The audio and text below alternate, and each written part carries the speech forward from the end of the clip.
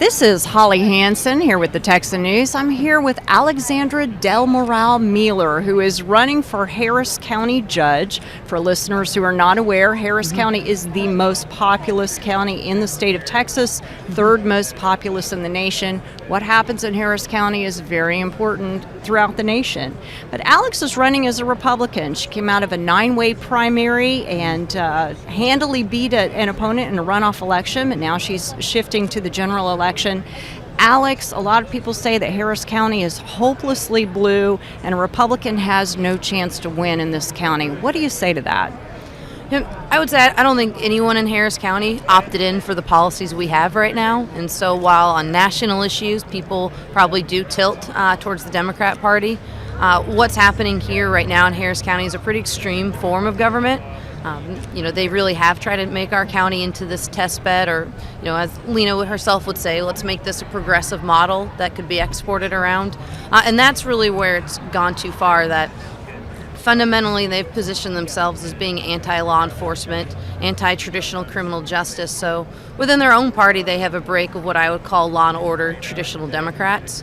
And so that's the part where I certainly understand top line levels, but if we can actually get people to drill down to the issues, I'm very confident that people would rather see the type of government that I'm proposing versus what we have here. I fundamentally don't believe that Harris County residents voted for what we've seen here on Commissioner's Court.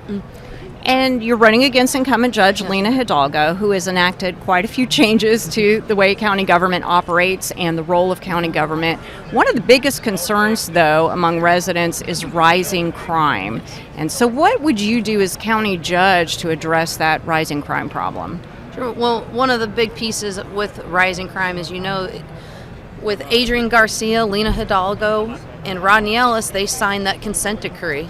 And in signing this consent decree, the O'Donnell settlement was a legal settlement that fundamentally transformed misdemeanor bail reform, and we have seen it bleed into felony. That's always the big discussion. But they essentially, with signing that document, said, you know what, judges, we're taking away your responsibility, and we're going to put these blanket rules. And so one of the things that doesn't get enough coverage or attention, you start looking at these general order bonds. General order bonds are a blanket rule of offenses that you don't even see a judge. It is quite literally the epitome of a revolving door. At least with the PR bonds, the personal reconnaissance or pinky swear, there's still the ability to put in conditions of jail. Sobriety, we're doing checks. And that's what's really part of it, is that created these general order bonds along with this cashless bail system. But really, this government has been typified by centralizing power, taking it away from elected officials, and you do see that in the criminal justice. So number one is putting the judges back in that seat. I'm hoping very hard to also get a new slate of judges elected that enforce the law. And then really the power with me in Commissioner's Court is our funding decisions. I think you covered very succinctly, 82% of law enforcement budget requests were denied. We have critically starved and stressed our criminal justice system to the point where we just have general lawlessness, and that is my number one priority. Excellent. And with that O'Donnell consent decree, a new department was created in the county. It was called the Justice Administration Department. I think there was a name change to that last week. Not sure why the name was changed. But, what would be your plans as county judge about what to do with all the spending that's going into the Justice Administration Department, or whatever it's going to be called? Is there still a role for that department, or would the responsibilities shift? That's the bigger point that I'm just trying to get back to, is that, again, unelected bureaucrats, we have now federal monitors.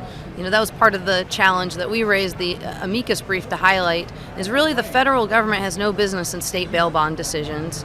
We are the only county that now has federal monitors, intently into our daily operations. And part of it is through this Justice Administration Department, where they are tracking their data. And it is a huge problem that we have such a different data set between what our elected district attorney is putting out and what this Justice Administration Department, and I really do believe they've lost their credibility. We sent a couple years ago to argue against felony bail reform, Justice Administration Department member, he was for the abolition of all prisons.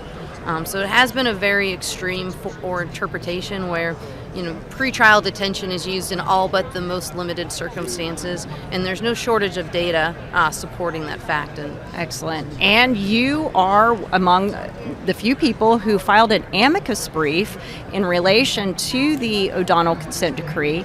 Not a lot of people realize this, but O'Donnell is in jeopardy due to a case coming out of Dallas County at this point. Tell us a little bit about that amicus brief and what prompted you to get involved there. With me, just realizing just how, when you see the crime surge statistics, that this is more than just funding. Funding is certainly a critical, but what's happened with this attack on misdemeanor fail reform is you've seen an escalation of force. And all these headlines, the most egregious crimes we're seeing in Harris County, even this last week, for example, I live in the Heights, 9-year-old girl executed. It doesn't get a lot of news coverage, but the guy was out on 5 felony bonds. And before that, it's misdemeanor. So as these people keep getting routinely released and there's no consequences, because they're not, especially with general order bonds, where they're not getting actually help for them, where, if it's a sobriety problem, they're not having those monitor controls, they're escalating to a point where now we're talking about very serious felons. And that's part of also what I attribute to the amount of law enforcement that have been killed. So 14 law enforcement killed since Lena took office. Unprecedented, typically 0 to 1 a year. But that's what's happening with these shootouts more and more, because now these people that are out because of the revolving door on these misdemeanor, and they're taking that similar approach on some of these felonies, that they have everything to lose. And so once you realize that there's just been this fundamental break, for me that was a basic question. Well, how are these people going on bail? Texas Constitution says 5-factor analysis, where we do factor in public safety, and we do factor in likeliness to appear. Felony courts at this point was 80% don't show up. That's unprecedented. Wow. It used to be in the 20s before this was enacted. So I really, just as a concerned citizen, wanted to know what was happening and so different. And that's where, like I said, even kind of breaking out this general order bond, where did this come from? Oh, it came from O'Donnell. Right. And so I think for all of us, it's a bit offensive that there was a federal legal settlement that is now in contradiction with our state constitution and our state law.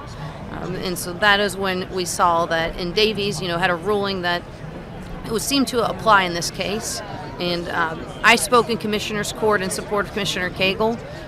And at this point, we haven't seen any action by our county attorney to take that up.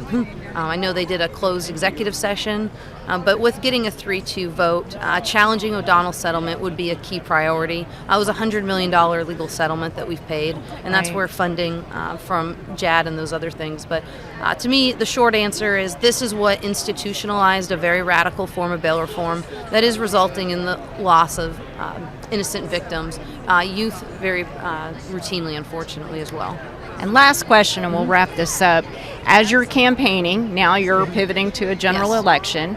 Are you doing outreach in some of the communities that may be non-traditional Republican communities? Some we might expect to lean more to the left side of the aisle.